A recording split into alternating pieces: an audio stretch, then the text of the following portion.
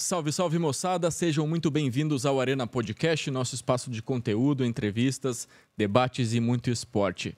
Hoje nós vamos conversar com Marina Isidro, jornalista, colunista da Folha de São Paulo, mestre e professora de jornalismo e corredora de rua, maratonista. Marina, diretamente de Londres, seja muito bem-vinda ao Arena Podcast. Obrigada, um prazer falar com você. Muito bem, o Arena está no ar graças ao apoio de Seward de Comunicação Integrada, Riboc Parque Shopping Barigui, Visão Correspondente Bancário e também a Academia BeRap, nossas parceiras aqui no Arena Podcast.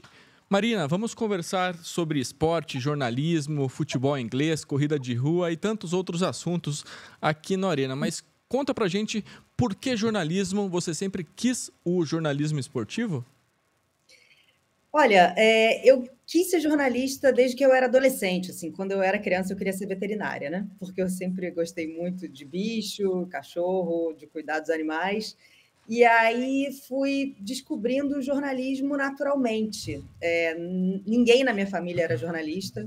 Meu pai é médico, minha mãe é advogada, não tinha jornalista na família, mas eu sempre fui muito interessada em história, português, eu era de humanas, assim, da área de humanas, e me interessava em conhecer histórias das pessoas, gostava muito de ver televisão, de ler jornal, sempre li jornal em casa, a gente sempre teve assinatura de jornal em casa, ouvia rádio de manhã, então a comunicação sempre foi muito presente na minha vida, né? Graças aos meus pais e depois pelo meu interesse próprio. E aí decidi fazer jornalismo. Fiz jornalismo na PUC-Rio, me formei e não sempre ao mesmo tempo também sempre pratiquei esportes a vida inteira, então sempre gostei muito de praticar esporte, desde bebê, fiz de tudo um pouco, mas não foquei assim na hora no jornalismo esportivo. Engraçado, eu gostava muito da parte de Inter. Então eu achava que eu ia ser uma jornalista trabalhar com Inter. Depois as coisas acabaram se cruzando, né, naturalmente. Mas trabalhar com esporte acabou que foi uma coincidência. Assim, eu me formei, fui trabalhar numa produtora de TV que fazia programas esportivos para o Sport TV e para a TV Globo. E aí eu trabalhei com eles 3 anos e já foi meu primeiro emprego, assim, trabalhar com jornalismo e esporte. E daí foi. E você sempre teve sonho de ser uma correspondente internacional ou isso apareceu ao longo ali da sua carreira, do início da sua carreira no jornalismo? Não, foi acontecendo também, naturalmente. Porque eu acho que quando você começa no jornalismo, eu não sei, eu nem sonhava tão alto assim, sabe? Eu sabia que eu gostava de jornalismo, eu gostava de esportes, eu gostava de assuntos internacionais. Então, foi acontecendo naturalmente, né? Eu entrei comecei a trabalhar nessa produtora durante os primeiros 3 anos da minha carreira. E aí depois trabalhei na época nos Jogos Pan-Americanos do Rio, em 2007, foi a minha primeira cobertura de evento, assim, eu trabalhava no comitê organizador. E aí comecei a conhecer esse mundo dos grandes eventos esportivos, conhecer pessoas, né, estrangeiras que começaram a me levar para trabalhar nesses eventos esportivos. Então, trabalhei na Copa do Mundo de Rugby em 2007, foi meu primeiro grande evento internacional. E aí, no ano seguinte, entrei no Sport TV e fiquei lá durante muitos anos. Saí durante um ano para vir aqui para Londres fazer um mestrado em jornalismo esportivo, porque eu quis me especializar. E também queria estar aqui, sempre gostei muito de Jogos Olímpicos, então queria estar aqui para ver a cidade se transformando, porque Londres ia sediar os Jogos Olímpicos em 2012. Depois voltei para o Brasil, voltei para a TV e me tornei repórter. Em 2017, vim aqui para Londres como correspondente já, então do Sport TV e da TV Globo, onde fiquei até 2020. Então, foi uma coisa que foi acontecendo naturalmente. Eu acho que foi uma mistura do meu interesse também com as oportunidades que foram aparecendo.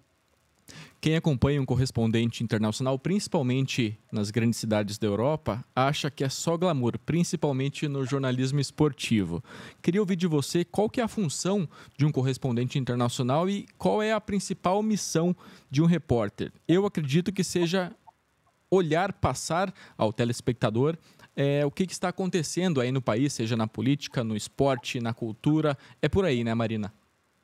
Sim, também. E, em primeiro lugar, não é só glamour, não. Tem muito pelo contrário. Assim, você fala, nossa, você conhece tantos países viajando a trabalho? Conheço, mas muitos são o aeroporto, o hotel, o Uhum. lugar da competição e acabou, porque você está ali meio que seguindo a competição, né? Mas é claro que assim, o jornalismo, eu sou extremamente grata ao jornalismo por ele me dar a oportunidade de conhecer tantos lugares diferentes e tantas pessoas interessantes. Então, eu acho que, primeiro, para você ser correspondente internacional, é uma coisa que eu falo também muito para os meus alunos, assim, aprendam outros idiomas. Eu acho que nós, agora aqui eu trabalho com ingleses, né? Então, pessoas que nascem falando inglês, e eu falo para eles, aprendam uma segunda língua, porque nós que somos brasileiros, a gente cresceu falando português. Português serve no Brasil, em Portugal e em alguns outros poucos lugares. Então, a gente vai, óbvio, aprende inglês, aprende espanhol e tal. Então, eu sempre me interessei muito por aprender idiomas e isso me abriu muitas portas profissionalmente. Principalmente, eu acho que para quem quer entrar, cobrir eventos internacionais, um dia se tornar correspondente, eu sempre falo, aprenda outros idiomas. Esse é um ponto. Eu acho que, de novo, um segundo ponto foi isso que você falou do glamour. Existe, claro, o grande privilégio de você estar, né, no lugar onde a notícia está acontecendo, de você cobrir grandes eventos, mas, ao mesmo tempo, você está muito mais sozinho. Porque um correspondente, muitas vezes, ainda mais hoje em dia, né, nos últimos anos, quando cada vez mais estão se adotando a função do vídeo repórter, Uhum. algo que não existia muito há alguns anos, né? Você normalmente viajava com uma equipe de 3, 4 pessoas. Você precisa ser muito mais multifunção, você trabalha bem mais, e você ainda assim precisa fazer seu trabalho de forma eficiente e passar, né, a informação correta para quem está te vendo. Então, eu acho que você tem que ter muita disposição, acho que isso é uma outra coisa que um correspondente internacional precisa, ter disposição, estar aberto a isso, sabe? A saber que você vai trabalhar bastante e, ao mesmo tempo, você vai ter o privilégio de estar no lugar da notícia. Eu acho que essa é a função do repórter. Estar ali, como você falou, presenciar aquilo que está acontecendo e tentar filtrar para o espectador de uma forma que ele entenda aquilo que está acontecendo. Eu vou te dar um exemplo. Por exemplo, eu estava aqui na época do Brexit, no divórcio do Reino Unido com a União Europeia, que era um assunto extremamente complexo até para os ingleses. Nem eles entendiam direito o que estava acontecendo. E aí, qual é a função do repórter? É você conseguir transformar aquilo de uma forma didática e explicar para alguém que não entende de política britânica o que está acontecendo, e às vezes em 1 minuto, em 1 minuto e meio. Né? Então, eu acho que essa é a função do repórter. É por isso que eu acho que é muito importante o repórter estar no lugar da notícia, porque faz toda a diferença, né? Você estar em loco do que você está sentado em casa apurando alguma coisa. Ter essa percepção de que você precisa não só contar uma história, mas contar uma história de uma forma que a pessoa entenda, ou seja, saber a sua audiência, saber para quem você está falando, né? Porque uma coisa é eu falar uma notícia de esportes dentro de um canal só de esporte. Outra coisa é eu falar na TV aberta. É outro público. É outro público. É outro público. Eu sempre falo, eu tenho que falar para minha avó. Né? Então, assim, se eu estou falando na TV aberta, eu tenho que falar para quem não é especialista em esporte. Então, eu vou usar um termo diferente, eu vou talvez contar aquilo de uma outra forma. Eu acho que essa também é a função do repórter, né? Não só você passar a informação, mas você passar com clareza. Você contar, por exemplo, a história do Brexit no mundo esportivo para o Tá na Área, por exemplo, do Sport TV e entrar num programa da Globo News, o texto tem que ser completamente diferente, mas com a mesma notícia, com a mesma informação. Exatamente, exatamente, é isso. Por exemplo, se eu estivesse falando para um canal de esportes, talvez o que eu também posso contar é qual é a influência, então, do Brexit no futebol inglês. Na Premier League, Né? sim. Na Premier League. Por quê? Porque agora, né, uma das coisas que o Brexit fez acontecer foi terminar com a livre circulação de pessoas, ou seja, os atletas, os jogadores de futebol europeus podiam vir aqui para o Reino Unido e trabalhar livremente, né? Trabalhar, jogar livremente sem precisar de visto. Com o Brexit, isso mudou. Então, assim, eu fiz na época várias reportagens, inclusive, impacto do Brexit no esporte, que é uma coisa que, como você disse, para a Globo News, ou para a CNN, ou para algum canal de notícias, é outra abordagem, né? Talvez você vai falar mais da influência política, do que muda na vida das pessoas, no nosso cotidiano, né? Sim, de fato, saber a sua audiência, saber quem é o seu espectador, né, ou o seu leitor, sem dúvidas é parte fundamental também da função de qualquer repórter, né? E de Com um certeza. correspondente internacional, mais ainda, porque você está falando de assuntos que não fazem parte do dia a dia das pessoas. No caso, por exemplo, de eu estar aqui na Inglaterra e falando com alguém do Brasil. Bacana. Você falou sobre a sua atuação como professora em uma universidade em Londres. Como você foi recebida pelos alunos aí britânicos, ingleses, na universidade? Como é que eles te receberam? Te receberam bem? Sim, super bem, eu adoro os meus alunos. Nossa, eu sou aquela mãe orgulhosa dos alunos, sabe? Que fica super feliz quando eles se formam e conseguem emprego. Eu dou aula no mestrado de jornalismo esportivo na St. Mary's University, aqui em Londres, e eu fiz esse mestrado há 12 anos, né? Então, na época, no ano dos Jogos Olímpicos de Londres. E eu cheguei a morar um tempo no campus, então vivi bem essa vida de universidade, que a gente não é tão comum no Brasil, né, de você morar dentro da universidade. Uhum. Acontece, mas não é a regra, né? Então eu fiz isso aqui na época do mestrado e às vezes voltava em Londres e ia falar com os alunos. Eu sempre gostei de conversar com os alunos, sabe? E aí, quando eu estava morando aqui em Londres, o diretor do curso, que foi meu professor, sabia também, a gente sempre manteve contato, ele falou assim, você não quer vir aqui dar aula? Porque eles também estavam atrás de pessoas que estão no mercado, né? Então, justamente para passar para os alunos essa experiência de como é, de fato, cobrir um grande evento, cobrir Copa do Mundo, cobrir Jogos Olímpicos, quais são as técnicas que você tem que usar na hora de fazer uma entrevista ao vivo, se você quer estar no vídeo, como é que você tem que se portar, como você tem que falar, como dar entonação nas palavras. Então, assim, é uma disciplina muito prática, né? E aí os alunos, são alunos britânicos e também tem alunos estrangeiros, tem brasileiros, tem, enfim, europeus, americanos, tem gente de todos os lugares. E gente que, às vezes, não necessariamente vem de uma formação em jornalismo, mas quer se especializar em jornalismo. E saem de lá, como é um curso de mestrado, né, para o mercado de trabalho, assim. Então, eu tenho uma ótima relação com eles. E você tem Adoro. alunos brasileiros?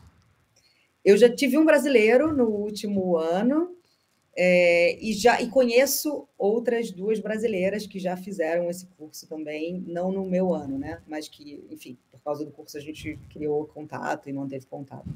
Fazendo um paralelo, traçando uma linha do tempo com a sua graduação, ao longo dos seus 4 anos de curso de jornalismo no Rio de Janeiro, o que você não estudou e que está ensinando agora que faria diferença na sua carreira no telejornalismo? Olha, boa pergunta. Mídia Eu acho que social? então, mas isso nem tinha. Ai, que horror, né? Tô aqui entregando minha idade, mas não, quando eu estava na PUC não tinha Twitter Não tinha. ainda. Não tinha, era muito diferente. Era muito diferente, era muito diferente. Como se portar em frente às câmeras? Isso eu fiz, não, eu fiz. A gente Fez? tinha aula de telejornalismo, eu fiz um estágio na TV PUC como repórter, que eu adorava. Foi assim a minha primeira, né, primeira vez que eu fiquei na frente das câmeras. Eu adorava. Mas eu acho que o jornalismo, a faculdade, né, é muito importante você estudar para você pegar a base de muita coisa. E aí você sai na prática, e aí você aprende na prática, né? Coisas que você aprendeu na teoria e um pouco de prática na faculdade. Eu acho que no caso, hoje em dia, do mestrado é um pouco parecido, sendo que, como é já um curso de mestrado, eles aprendem muita coisa na Uhum. prática, para já sair para o mercado de trabalho. E hoje em dia tem que aprender que o jornalismo é mais difícil do que era quando eu estava na PUC, porque exatamente por causa das redes sociais, né? E por causa e porque hoje um jornalista precisa ser multifunção. Então, eles têm que aprender de tudo um pouco. Eu falo para eles, vocês podem não sair daqui especialista em nada, mas vocês não vão sair especialista em ser um repórter, ou ser um operador de câmera, ou ser alguém que vai escrever para um site, ou falar para uma rádio, mas você tem que aprender isso, porque hoje em dia o jornalismo você precisa ser versátil, né? A essência do jornalismo não mudou. As fontes, a apuração, mas o formato, a forma como se apura uma notícia hoje em dia é completamente diferente. Não é mais o Sim, e-mail, não é mais no telefone, é o WhatsApp, é aquela mensagem rápida, é rede social. É muito mais veloz, muito mais dinâmica. você aprende, você vê a confirmação, às vezes, de uma notícia pelas redes sociais. Você tem que seguir os atletas nas redes sociais, as confederações, as organizações. É um outro jeito, né? É claro que a gente ainda usa o telefone, vai presencialmente, mas hoje em dia existem mais ferramentas, né? Então, assim, não tem como hoje, por exemplo, um jornalista. Você pode não gostar de estar no vídeo, mas eu acho que você tem que saber fazer alguma coisa para o vídeo, porque hoje em dia, se você escreve para um site, o seu chefe pode chegar e falar: grava ali um videozinho para as nossas redes sociais, chamando a sua reportagem, ou falando desse determinado assunto. Hoje em dia é muito mais multimídia, né? Então, mesmo que não seja sua praia, né, ser um repórter ou ser um produtor, você tem que saber um pouco de tudo, né? E, E ainda complementando o que você falou do correspondente internacional, o correspondente internacional é o produtor, o repórter, o editor, o operador de câmera, tudo às vezes todo mundo na mesma função, né? Quer dizer, tudo em uma pessoa só. Então, quem não é versátil e não está disposto e aberto a aprender, eu acho que hoje em dia vai ficar muito rápido fora do mercado. e você falou em como ser multimídia, você faz isso na coluna da Folha de São Paulo. Você escreve, mas você também precisa gravar materiais multimídia.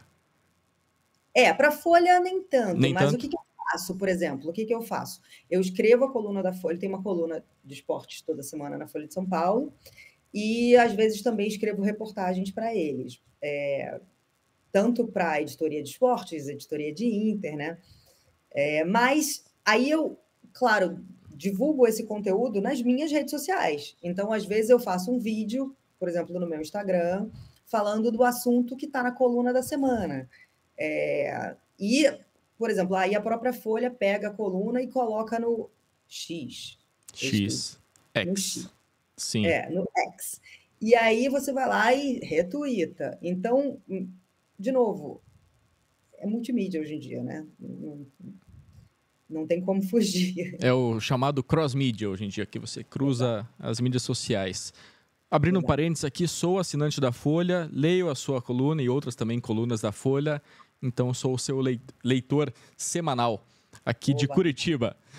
Muito bom. Vamos falar sobre as coberturas esportivas, Marina. Foram diversos Jogos Olímpicos, Copas do Mundo, Mundial de Atletismo e também maratonas. Conta um pouco pra gente sobre a sua vida ao longo desses anos em Londres e essas coberturas. Como é que foi essa sua experiência em Jogos Olímpicos, por exemplo? Jogos Olímpicos eu preciso dizer que são assim... os Jogos Olímpicos foram aquela mosquinha que me mordeu ali, que já era. Eu me apaixonei e eu digo que eu quero cobrir Jogos Olímpicos até o dia que eu me aposentar. Então, a minha primeira cobertura foi em Pequim, em 2008. Eu cobri 6 Jogos Olímpicos, né? 4 de verão e 2 de inverno. E vou para a minha 7ª cobertura em Paris.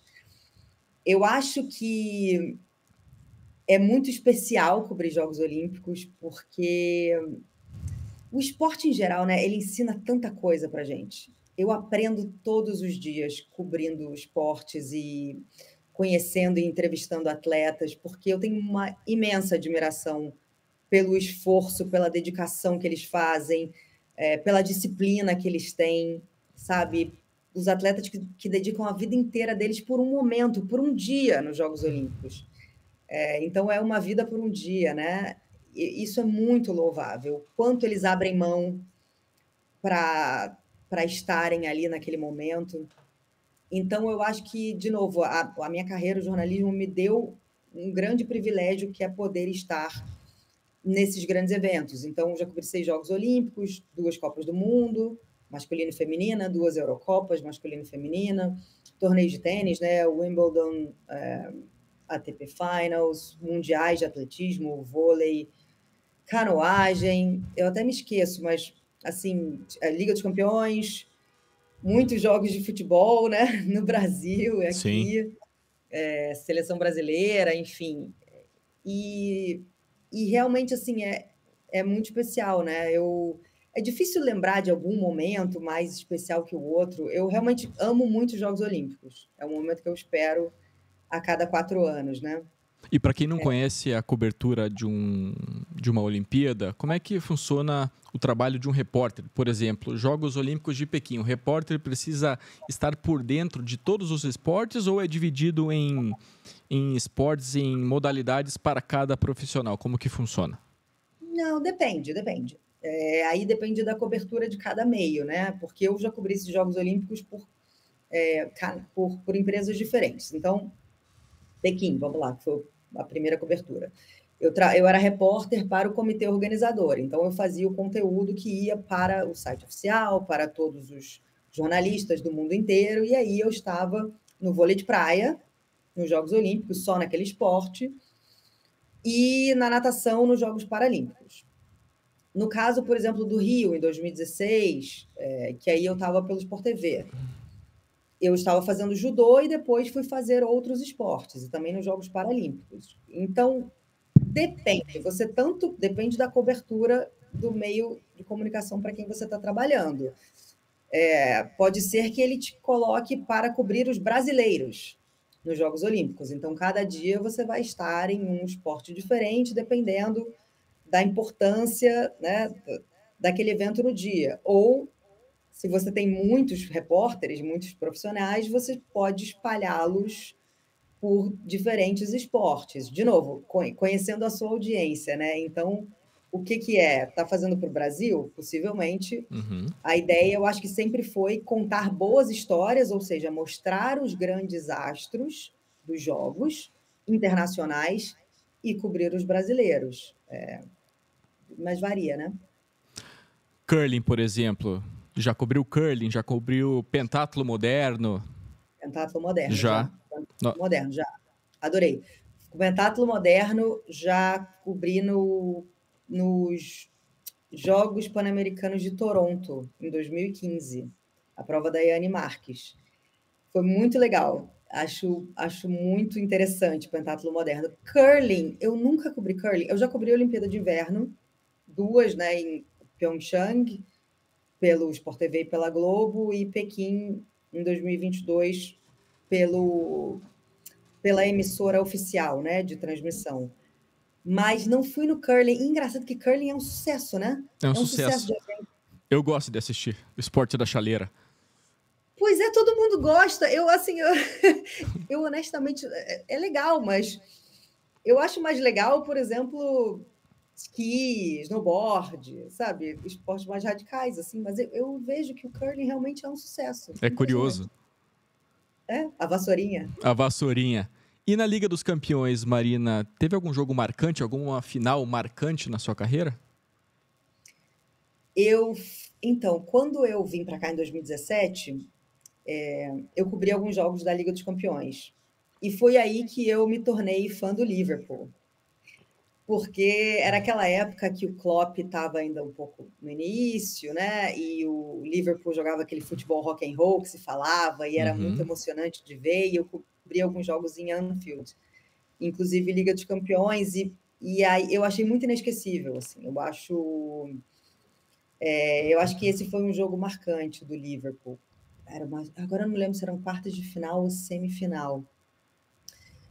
Que eu fiquei, assim, extasiada, sabe? De ver realmente o canto da torcida e o quanto a cidade se envolve com o futebol. Esse foi um momento bem inesquecível para mim, assim, foi muito legal. Qual que é a atmosfera no Anfield? É incrível. Incrível. É incrível. É incrível. Realmente, E já começa antes, né? Porque aqui, quando você vai num jogo de futebol aqui na Inglaterra, é toda a experiência que conta, né? Então você chega lá de metrô, de trem, sempre de transporte público, as pessoas já estão saindo da estação, todo mundo às vezes cantando, e aí na porta do estádio eles colocam às vezes uma banda que está fazendo show, ou você vê aquelas barraquinhas vendendo cachecol, Fish and né? Aqueles chips. cachecóis tradicionais, fish and chips, hambúrguer, pizza, o que seja, então já tem aquele burburinho ali antes. Como tudo aqui tem lugar marcado e é extremamente organizado, não tem correria nenhuma para entrar. Então você pode curtir ali do lado de fora, e aí você entra, se quiser, toma uma cerveja ali dentro antes também, e depois vai para o seu assento, tudo muito certinho, sem problema nenhum. E em Anfield é realmente uma atmosfera incrível. Aquilo que você vê na televisão é amplificado 100 vezes, sabe? Aquele canto do You Never Walk Alone, né, que é o da torcida do Liverpool, e é muito legal, realmente. Na Inglaterra, eu frequentei 2 estádios: o estádio do City, o Etihad Stadium, e o estádio do Manchester United, o Old Trafford. Eu acredito que a atmosfera seja completamente diferente do estádio do Liverpool, porque a torcida do United e a do City são completamente geladas. Um jogo de Wimbledon é mais quente, é mais fervoroso do que nesses 2 estádios, na minha visão, pelo menos. Eu fui recentemente num jogo do City. Existe essa. Os torcedores rivais até brincam, né? Falam que o City não tem. Os torcedores não têm alma, né? Uhum. Enfim. Eu acho realmente a atmosfera em Anfield única. Preciso dizer, assim, foi o estádio mais legal que eu já fui, sem dúvidas. Estádios em Londres, por exemplo, estádio do Crystal Palace, do Fulham, do West Ham, são torcidas mais animadas do que as da cidade de Manchester. Você achou? Eu acredito que sim, vendo na televisão. Eu não frequentei, mas vendo na televisão. Até porque também a gente está falando de times muito tradicionais, né? Com uma torcida super tradicional. O jogo no Emirates também é muito legal, do Arsenal. Eu acho que todos, assim, e também o que eu falo também para quem vem aqui é que às vezes as pessoas vêm visitar e ficam muito ligadas em querer ir num jogo da Premier League. É muito difícil conseguir ingresso, né? Uhum. Mas assim, se você for num jogo de um time da segunda divisão, da terceira divisão, é tão legal, é tão legal. São normalmente estádios, às vezes tem uns estádios mais novos, outros mais antiguinhos, mas você tem toda a experiência, sabe, de ir num jogo de futebol na Inglaterra, de uma forma até mais acessível, sabe? São também experiências super legais. Ou ir num jogo de futebol feminino, em que você tem exatamente a mesma experiência de um jogo de Premier League, você indo num jogo da Women's Super League, que é da WSL, e de um jeito, e é muito mais acessível, os ingressos são muito mais baratos, você consegue comprar em cima da hora, e você às vezes consegue em jogos em estádios grandes, sabe? Então acho que às vezes também todo mundo fica muito só querendo ir na Premier League, mas é mais difícil, né? Mais difícil e mais caro, então talvez ficar um pouco mais aberto a esses outros jogos também. Isso é muito legal. O estádio do Luton Town, por exemplo, é curiosíssimo. Pois é, você passa por debaixo Das da casa das residências, sim. pessoas, exatamente. O Luton foi uma sensação aí dessa temporada, né? Porque subiu para a Premier League, reformou o estádio, mas é isso, é suco de Inglaterra, né? Sim. Já que você falou sobre futebol feminino, Marina, como que a Inglaterra se tornou uma potência no futebol feminino? Com muito investimento e insistência, né? E você sabe que o Brasil tem a ver com esse crescimento do Por futebol quê? feminino na Inglaterra, porque foi nos Jogos Olímpicos de Londres, teve um Brasil e Inglaterra aqui, né, no futebol feminino. A Inglaterra ganhou em Wembley e o estádio ficou lotado, o clima era incrível. E aí os investidores, os patrocinadores, as ligas começaram a prestar atenção, falaram: acho que isso pode ser um bom negócio. E aí, durante anos, começaram a investir no futebol feminino, investir na liga, né? Ou seja, profissionalizaram a liga, o campeonato, a primeira divisão do futebol inglês no feminino, que se tornou aí a Women's Super League, né? Que é a WSL. Quase todas, eu acho, as jogadoras da seleção inglesa hoje em dia jogam na Inglaterra, então isso acabou também fortalecendo a seleção nacional da Inglaterra. Houve muito investimento da FA, da Federação de Futebol da Inglaterra. E aí, ou seja, a partir do momento que todo mundo percebeu, claro, que isso era um ótimo negócio, vieram patrocínio, exposição na TV, os jogos começaram a passar ao vivo na TV, você atrai público, então se você vai num jogo de futebol feminino hoje, você vê muita família, muita menina, muita criança, meninos, gente de todas as idades, é um clima muito legal. E aí, claro, veio a cereja do bolo, que foram títulos, né? Então você transformou a seleção da Inglaterra, né, numa seleção campeã, que venceu a Eurocopa e ganhou um título, né, que, por exemplo, quando a gente pensa em futebol de seleções na Inglaterra, a seleção feminina hoje é mais bem-sucedida do que a masculina, né? Porque conquistou a Eurocopa recentemente, enquanto a seleção masculina só conquistou a Copa do Mundo em 1966, ou seja, já faz muito tempo. Então, o futebol feminino hoje na Inglaterra é uma referência mundial. Elas chegaram à final, né, da Copa do Mundo ano passado na Austrália, foram campeãs da Euro,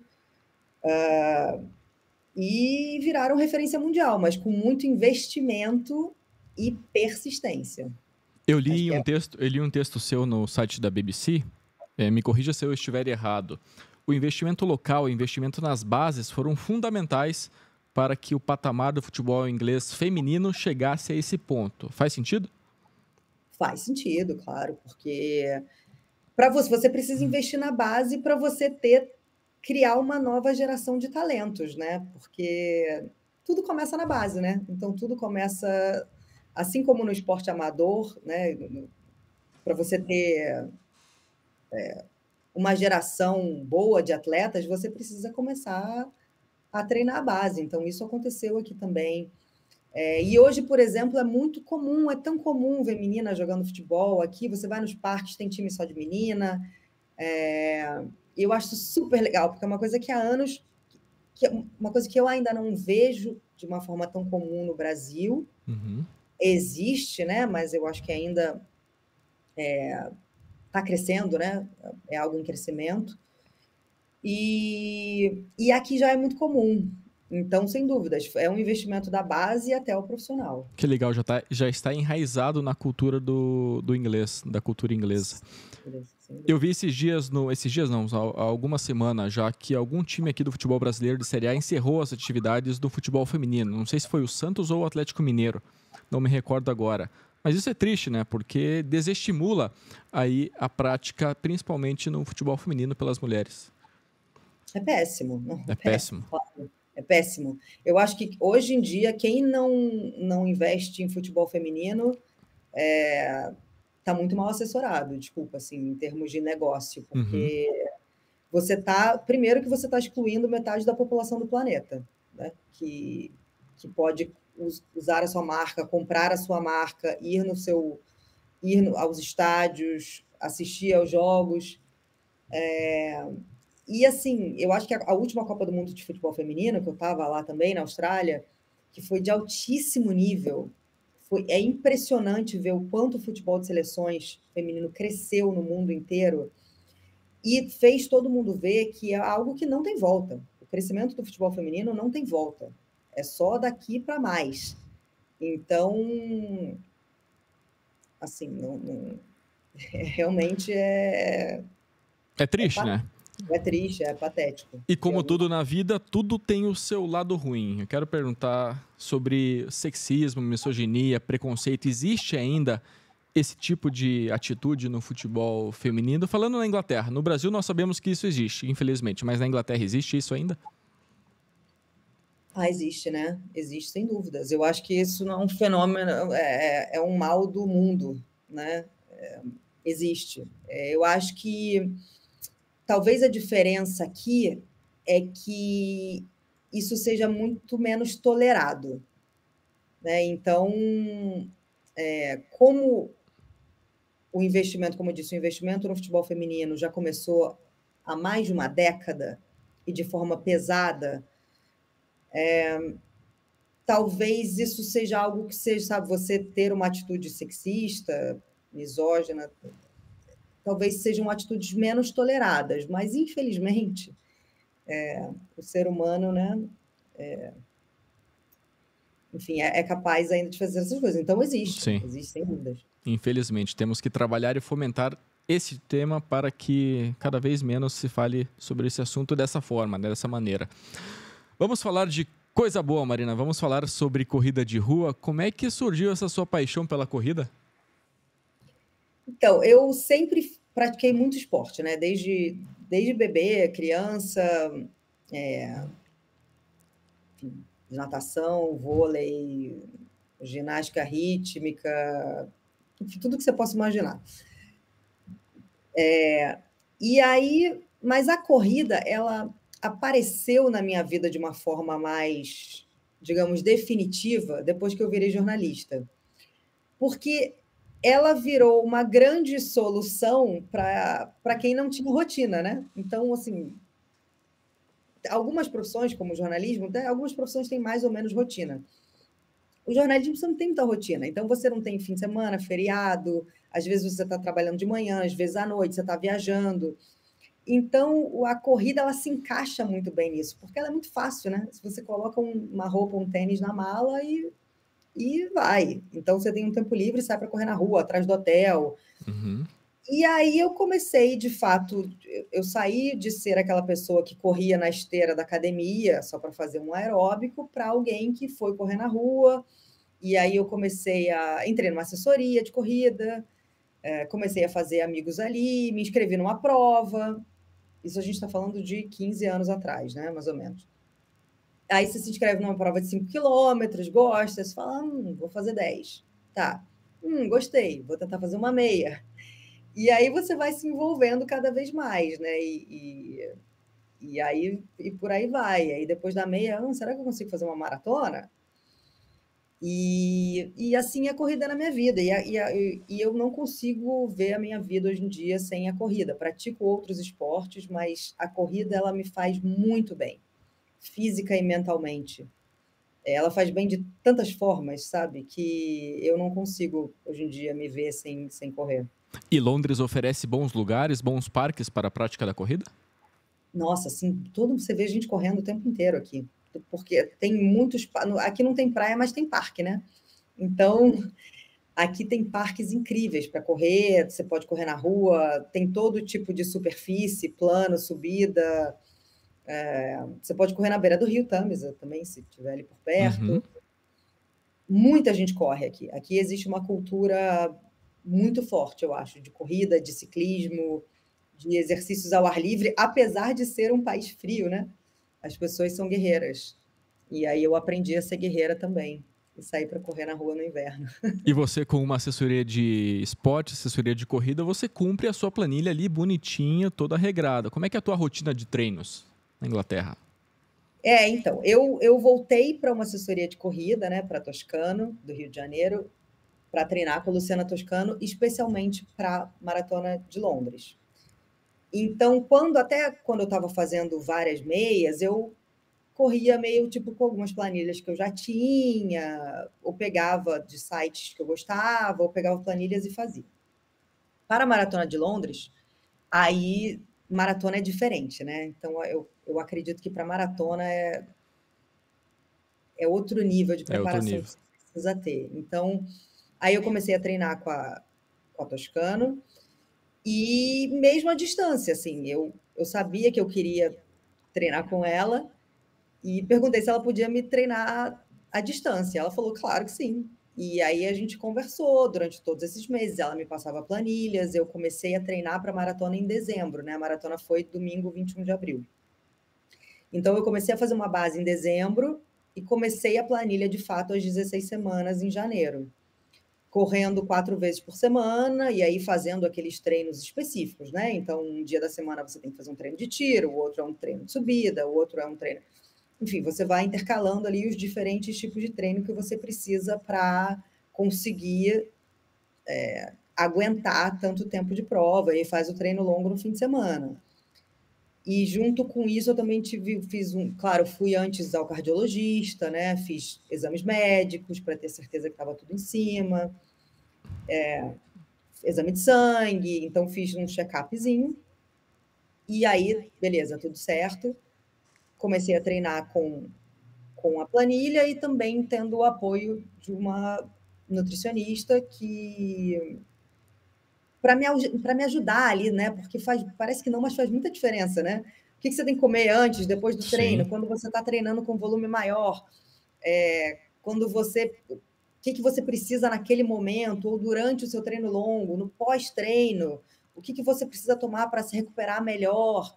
Então, eu acho que para uma maratona, ter a ajuda de uma nutricionista, de uma treinadora, assim, pode fazer muita diferença, sabe? E eu me senti muito mais segura com isso, fez toda a diferença para mim. Eu tô lendo um livro do Hugo Farias, não sei se você conhece, o maluco que fez 365 maratonas em 365 dias, ou seja, uma maratona por dia. Ele fez em Americana, São Paulo. Esteve aqui ontem no Arena Podcast. E tem um capítulo do livro que é o seguinte: você é o que você come. Então a alimentação, a hidratação é muito importante antes, durante e depois desse processo de maratona, principalmente, né, Marina? Nossa, que ídolo, ele tá bem? Ele tá bem? Ele tá bem, tem 45 anos, 2 filhos, não sei quais serão as sequelas ao longo da vida, mas ele tá bem de saúde. Que exemplo, que exemplo, Depois nossa. procura no Instagram, Hugo Farias 365. Interessantíssima a história dele. Nossa, que feito incrível, eu vou procurar com certeza. Parabéns, Hugo. De verdade, assim, minha imensa admiração, porque correr uma maratona já é... Uma maratona por dia, impressionante. Nossa, impressionante. Não, mas total, assim, eu acho que você é o que você come, o jeito como você dorme, o que você, né, é isso, como você treina, se hidrata. Eu acredito que tudo na vida vem com disciplina e dedicação, sabe? Então,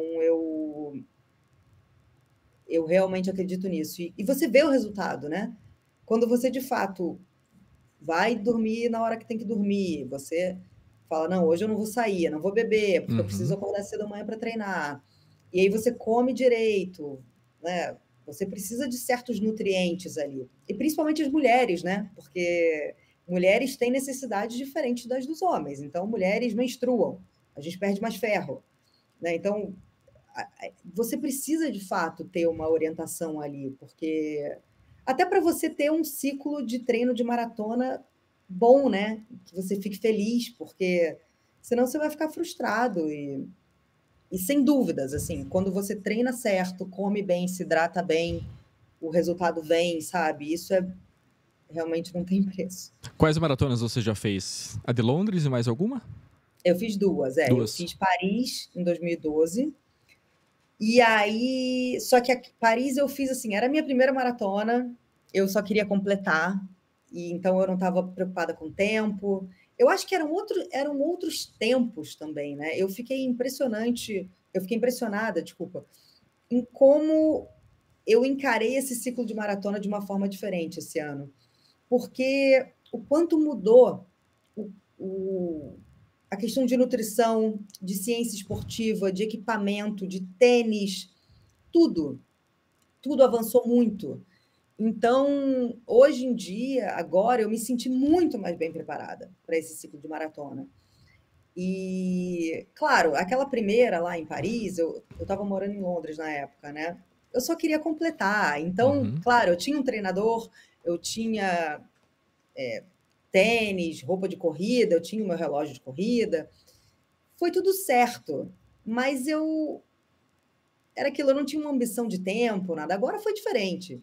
Então, agora eu sou uma corredora muito mais experiente no sentido de conhecer o meu corpo, né? E mesmo estando 12 anos mais velha, eu completei a maratona em 37 minutos a menos. Olha só que maravilha. A sensação quando você chega no pórtico é sensacional, né? É fantástica. É fantástico. Nossa, é um alívio de, tipo, conseguir, sabe? E é isso, eu acho que, como eu disse, eu sei muito mais hoje em dia sobre corrida, sobre o meu corpo, e existem muito mais elementos à nossa disposição, né? Para a gente aprender e tanto da parte de nutrição, né? Como de equipamento esportivo, de treinamento. Nossa, o meu relógio hoje em dia ele sabe mais da minha vida do que eu, Uhum. né? Ele mede tantas coisas aqui, e antigamente não tinha tanto isso, né? O pace Então, não era tão importante, né? As pessoas não se ligavam, as amadoras, por exemplo, não se ligavam muito nisso. eu pelo menos não, né? Assim, porque, de novo, eu estava começando na corrida e eu queria completar uma maratona, eu queria ter essa satisfação. E eu tive, das duas vezes, eu tive satisfações iguais, porque eu acho que o simples fato de você completar uma maratona já é um enorme motivo de orgulho, É um né? feito, sim. É um feito, porque tem tanta coisa que pode dar errado nos meses de treino, no dia da prova, né? É realmente assim, dá uma sensação, você fica com uma sensação de que você pode tudo, né? É a Assim, cereja do bolo, a maratona, né? Onde tudo pode acontecer. é a cereja do bolo, é o que disse a minha treinadora no dia da prova para mim, falou, vai lá e pega a cereja do bolo. E tem um termo que eu aprendi aqui na Inglaterra, que eu adoro, que diz que o dia da prova é a sua victory lap, ou seja, é a sua volta olímpica, né? É o momento de você ir lá celebrar o esforço que você fez nos últimos meses, porque se você chegou até o dia da prova, nossa, só isso já é um grande feito, né? Você chegou saudável, sem se machucar, passou pelos treinamentos, fez os seus longos, você se comprometeu, abriu mão de tanta coisa para estar ali, então vai lá e aproveita, sabe? Celebra isso que você conquistou. Eu achei um ótimo jeito de encarar, sabe, o dia da Uhum. minha maratona, assim, com essa atitude positiva, porque você vai sofrer, né? Em algum determinado momento da prova você vai sofrer. E o processo até a prova alva é duro, é pesado. É pesado, é pesado. Nem se você vai ter dias muito bons, dias muito ruins. Eu lembro durante o inverno, aqui eu acordava, estava escuro, 5 da manhã, eu saía para correr, menos 5 graus. Falava, meu Deus do O que, que eu céu, tô como é fazendo? que eu estou fazendo aqui? Por quê? Mas eu pensava, eu vou lembrar disso. Eu vou lembrar disso no dia da prova. E eu acho que no dia da prova você precisa também fazer, sabe, puxar na memória tudo pelo que você passou, porque é isso que vai te segurar Uhum. quando você estiver sofrendo nos quilômetros finais, quando a sua cabeça estiver querendo te boicotar, né? Então é isso que você precisa lembrar, né, do que você passou. É sobre isso que eu ia te perguntar. Recentemente, você e Nathalie Gedra publicaram um vídeo sobre corrida, curiosidades sobre corrida, e falaram sobre o tal do muro, que aparece ali no quilômetro 30, 35. Como é que você lida com a parte mental e que muro é esse que aparece lá na segunda parte da prova? Eu e a Nathalie somos muito amigas, né? Aqui duas jornalistas que correm muito amigas, e a gente fez esses 2 vídeos que estão lá no nosso Instagram, um sobre corrida em geral e um segundo sobre maratona. O tal do muro, que todo mundo fala, é aquele momento na prova, em uma maratona, né? Em geral, em que sua energia acaba, basicamente. Em que parece que você está tão sem energia ou que a sua cabeça está tão ruim que você pensa, não vou conseguir seguir adiante. Normalmente, né, em geral, se fala que o muro pode chegar depois do quilômetro 32, porque, de novo, em linhas gerais não é uma regra, mas eu não sei se todo mundo sabe que você não corre os 42 quilômetros de uma maratona nos treinos. Você não precisa correr toda a distância de uma maratona nos treinos. Normalmente você corre ali uns 32 quilômetros, um pouco mais, um pouco menos. Então, depois dessa distância mais longa que você correu nos treinos, você entra num desconhecido, né? Porque você só vai correr a distância total na prova. Então, normalmente é quando pode aparecer o muro, né? Que é também quando, claro, você já está mais cansado. E é por isso também que você precisa pensar muito bem na estratégia de nutrição e de hidratação, porque normalmente é quando também o seu corpo ele está sem energia. Você não ingeriu carboidrato suficiente ou perdeu líquido demais, também é uma coisa fisiológica, né? E mental. Mas o muro, às vezes, pode aparecer em vários momentos da prova.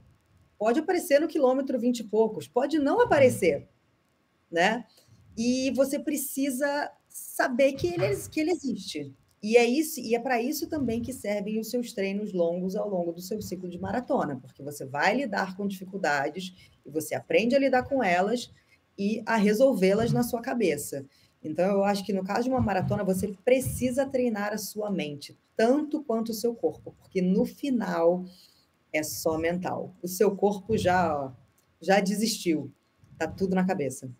É isso aí. E os ingleses respeitam o corredor de rua, os ciclistas? Existe aí uma espécie de etiqueta ali entre motorista e ciclista, motorista e corredor? Como que funciona?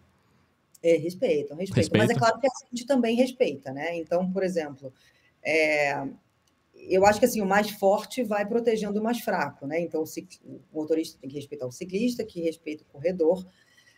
Aqui é uma cidade, Londres é uma cidade em que existem também muitas leis de trânsito em que a velocidade dos carros já não é tão alta, né? Então, já existe um limite de velocidade baixo, o que também irrita muitos motoristas, mas para os pedestres é bom, em boa parte da cidade. As faixas de trânsito, né, as faixas de pedestre aqui são imensamente respeitadas e as ciclovias também. Eu diria que, claro, tem um atrito ou outro, mas em geral ciclistas e motoristas se respeitam. Os ciclistas também precisam observar todas as regras de trânsito, parar no sinal, andar na faixa deles. Então, já existe uma cultura aqui em torno disso. E no caso dos corredores, eu eu vejo que existe esse respeito também, sabe? Claro, eu vou correr na calçada, se eu precisar ir para a rua, porque tem algum motivo para eu estar na rua, o carro vai me respeitar, porque ele está me vendo ali. É, existe muito lugar para correr nos parques. Então, eu diria que, em geral, é uma convivência Harmoniosa. respeitada. Sim. É. Faz parte. Nós estamos chegando na parte final do Arena Podcast. Eu ainda quero falar sobre futebol inglês com a Marina, mas antes quero agradecer os nossos apoiadores. A Visão Correspondente Bancário, a Seward de Comunicação Integrada, a Academia BRAP, um centro esportivo completo aqui em Curitiba, fica na Rua Bento Viana, 609, no bairro Água Verde, e a Riboc Park Shopping Barigui, roupas e acessórios para atletas de academia, corredores de rua, triatletas, corredores de montanha. Riboc, uma loja fantástica, vale muito a pena conhecer ali no Parque Shopping Barigui, em Curitiba. Marina, sobre futebol inglês, sobre o Liverpool, vamos falar sobre Jürgen Klopp. Como é que você vê a saída do Jürgen e o legado que ele deixa no Liverpool, que ainda briga pelo título da Premier League? Ainda briga, mas está cada vez mais longe agora, né, gente? Ai, que pena. Pois é, É, olha, o Klopp realmente eu acho que ele entrou ali para o hall de treinadores que nunca serão esquecidos na história do futebol inglês. Eu acho que não só pelo que ele fez, ele deu ao Liverpool, né, um título de Premier League, um título de Liga dos Campeões, mas pela forma como ele se envolveu com a cidade, com a comunidade. Ele é amado, né, pelos ingleses, né, pelas pessoas de Liverpool, principalmente pelo clube, e ele, sem dúvidas, deixa um legado enorme. Ele já está há muitos anos, né? Então eu acho que é natural, eu acho que a saída dele é algo inevitável. O timing do anúncio, acho que pegou muita gente de surpresa, mas a saída dele eu acho que é algo inevitável. Estão agora vendo o substituto, né? Quem será o substituto de Jürgen Klopp no Liverpool? E na época da saída, né, os jogadores até falaram, ou até se falou que, nossa, isso vai ser até um incentivo para que os jogadores, né, ganhem mais títulos, joguem por ele. Infelizmente, eu acho que o título da Premier League não vai sair, mas Klopp fará muita falta, sem dúvidas. Até porque ele é um personagem, né? Sim. Então ele é aquele cara que, quando ele entrou no Liverpool, ele falou I'm the normal one, né? Porque o José Mourinho tinha falado I'm the special one, e ele falou, né, eu sou o especial, e aí o Klopp, assim que chegou no Liverpool, arrancou gargalhadas de todo mundo falando, não, I'm the normal one, eu sou o normal, né? Então, ele tem algumas tiradas muito engraçadas, às vezes também não está muito de bom humor, mas, né, compreensível também. Mas eu acho ele certamente vai fazer muita falta. Mas que, enfim, é a vida também, né? Que é o que ele acredita que seja melhor para ele. Claro que eu acho que ele imaginava que gostaria de sair com o título da Premier League, mas ainda não está decidido, né? Não, Arsenal, City e Liverpool ali brigam pelo título. Pois é. Eu traria Xabi Alonso, técnico do Bayer Leverkusen.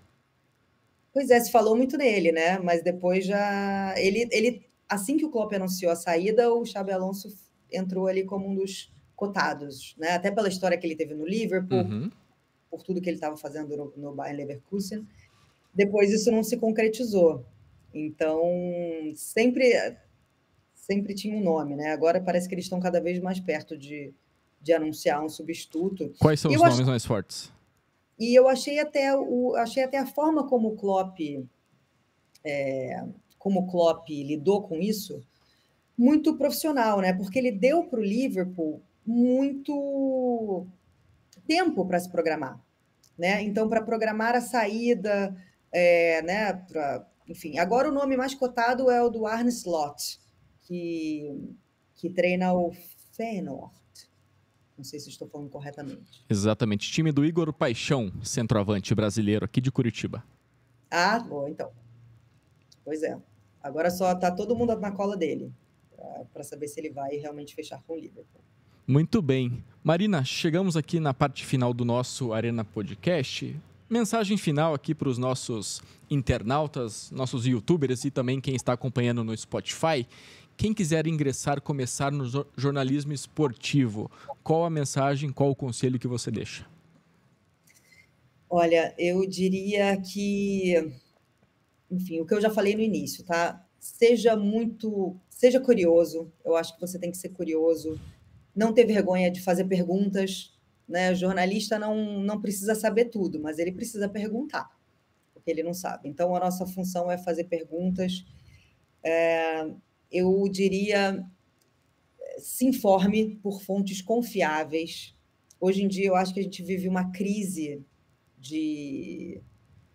até de identidade do jornalismo, né? Com produtores de conteúdo se misturando com jornalistas profissionais, novas mídias, e isso, às vezes, confunde muito as pessoas, né? O que é jornalismo profissional e o que não é jornalismo profissional. Então, eu diria para consuma fontes de jornalismo profissional, porque são pessoas comprometidas com credibilidade e com a qualidade da informação. Seja aberto a aprender, e eu acho que é ser versátil, até você descobrir o que você gosta. Se você quer, por exemplo, trabalhar num determinado local, entra lá, sabe? Aceita qualquer vaga que aparecer, entre e depois você se encaminha para a função que você deseja. Eu acho que seja humilde, seja aberto a aprender, aprenda idiomas, leia jornal, e seja insistente. Jornalismo é uma profissão difícil, não é fácil. Saiba que você vai abrir mão de muita coisa, você vai perder casamentos, aniversários, feriados, fins de semana, mas, ao mesmo tempo, você vai ter uma vida incrivelmente divertida e feliz e satisfatória, sabe? Então, eu agradeço todos os dias por eu ter escolhido fazer a faculdade de jornalismo, porque eu sou muito feliz na minha profissão, muito feliz. Eu tenho muito orgulho de ser jornalista nossa, eu não posso indicar mais o jornalismo, mas é isso, você precisa se dedicar, sabe? Assim como em todas as profissões, né? Mas vale a pena, o esforço vale a pena. Muito bem. A parte da profissão foi interessante, mas a parte que eu mais gostei aqui da nossa conversa foi a parte da corrida de rua, porque é uma versão da Marina que a maioria das pessoas não conhecia. Porque todo mundo vê ela na telinha, na rede social, mas a parte da corrida, o processo, o sofrimento, você ouve aqui agora no Arena. Que medalha é essa? Aí, ó, aqui, ó, Maratona de Londres. Olha que bonita. Para quem está nos vendo, essa é a medalha da Maratona de Londres. Tem aqui, ó, todos os pontos da cidade por onde a gente passou. Aqui, show de bola. Orgulho. Tem que pôr na moldura. Vou pôr junto com o meu número de peito. Vou fazer um quadro, vou colocar aqui. Muito bem. Marina, quem quiser acompanhar o seu trabalho na rede social, qual o seu @, o seu site e as suas mídias? Eu uso mais Instagram, né, para falar profissionalmente. E também estou no X. É @Marina_Isidro. Isidro com Z. Muito bem, siga lá Marina Isidro no Instagram e também no X. Siga também e se inscreva no canal do Arena Podcast, acompanhe o nosso trabalho e fique muito bem informado sobre vários esportes, jornalismo esportivo e principalmente corrida de rua. Pessoal, muito obrigado pela audiência, muito obrigado pelas participações. Marina, muito obrigado diretamente de Londres, aqui Conexão Curitiba-Londres. Valeu. Foi um prazer. Adorei o papo. Um beijo. Valeu, até mais. Tchau, tchau. Pessoal, até o próximo episódio. Tchau.